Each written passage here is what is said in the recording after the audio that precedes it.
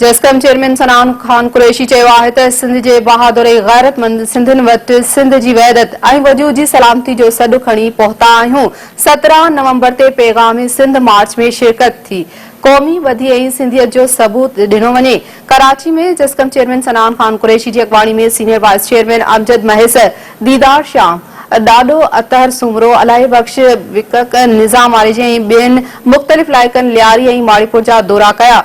लियारी पहुचण ते जस्कम चेयरमैन सनान खान कुरैशी जो विख विख ते शानदार इस्तक़बाल कयो वियो। मथस गुलनि जी वर्खा ऐं अजरक ओढ़ाया विया। उन मौक़े ते अमजद खान महेसर ॻाल्हाईंदे चयो त कराची जे रोडनि ते कराची जी वारसीअ लाइ निकिता आहियूं। सिंध जी वहदत ऐं बका जी जिदोजहद में शरीक थियण जी दावत खणी आया आहियूं। उन मौक़े ते निज़ाम आरिजो, ज़ाहिद पवर, कामरेड अली मोहम्मद बहरानी, ज़िया हुसैन, मिस नूर यावर महेसर, आमिर महेसर ऐं ॿिया अॻवान मौजूद हुआ।